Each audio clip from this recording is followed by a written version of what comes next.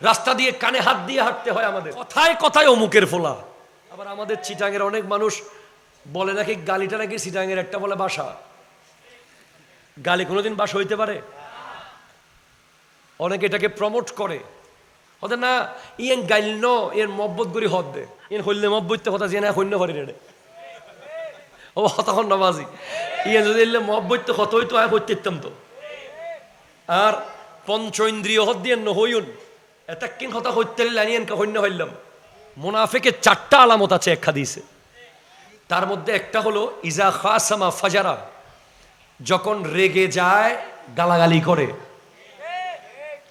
গালি হলো মূর্খ লোকের অস্ত্র, হাতিয়ার। কেউ যদি আপনাকে গালি দেয় মা বোন ধরে মুখের পোলা বলে বলে বুঝবেন যে সে জাহেল। ঠিক কিনা কথা জোরে বলেন। ওয়াইজা খাতাবাহুমুল জাহিলুনা ক্বালু সালামা, তখন আপনি তাকে আসসালামু আলাইকুম বলে চলে আসবেন। আমার সামনে যদি আমি দেখি যে কেউ গালি দিচ্ছে, আমি জিন্দেগিতেও তাকে রিপিট গালি দেব না। কিয়ামত হয়ে যাবে যে যদি আমাকে কেউ 10 জনে মিলে লাইন ধরে গালি দেয়, আমি 10 জনকে আসসালামু আলাইকুম আসসালামু আলাইকুম আসসালামু আলাইকুম বলে চলে আসব।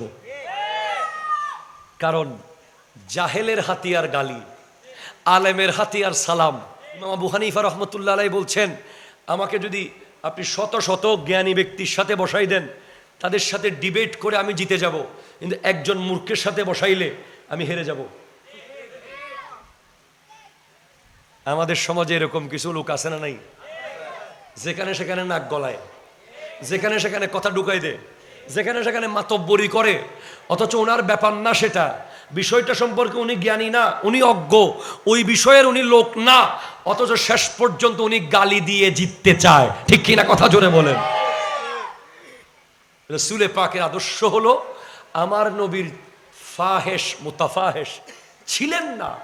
কোনো দিন নবীজির মুখ দিয়ে এক লাইন ফাহেশা কথা, কোনো ধরনের অশ্লীল শব্দ বের হয়নি। আমার নবী জীবনে কোনোদিন কাউকে গালি দেয় নাই, গালি জাতীয় শব্দ নবীজির মুখ দিয়ে বের হয় নাই। জবান মোবারক দিয়ে এক লাইন কটু কথা, গালি কথা, অশ্লীল কথা বলেন নাই। নবীজি বলার সময় একটা কথা বলতেন, লা ফখরা আনা আফদলু শাফিঈন আফদলু মুশাফফাইন ফি ইয়াউমিল কিয়ামা লা ফখরা, আমি প্রথম সুপারিশকারী, সর্বপ্রথম আমার শাফাআত কবুল হবে, এটা আমার অহংকার নয়। আর নবীতে এঙ্গরিয়ে হারে লা ফখরা হম ফরদ। আর নবীর বুলদরি বুদিল্লে হনো কি আছে না, নবীর হনো মুরব্বী আছেন আল্লাহ ছাড়া। তো আন নবীতে দুনিয়ার উম্মতর হইবে সমত একবারে এনগরি আজিজি এনকে সারিগরি হম পরে দে আনা খাতামুন নবিয়িন লা ফখরা আনা সাইয়্যিদু উলদে আদম লা ফখরা, আমি আদম সন্তানের সর্দার, এটা আমার ফখর নয়। আমি প্রথম কবর থেকে উঠব, এটা আমার গৌরব নয়। আমি প্রথম জান্নাতের গেট খুলব, এটা আমার গৌরব নয়। আমি নবীদের সর্দার, এটা আমার গৌরব নয়। নিজেকে বারবার বলছে নাই গৌরব করি হই দিন এ নাই তোরা জানাই দি। আমার নবী যা বলেছেন, কোরআন না হলে হাদিস,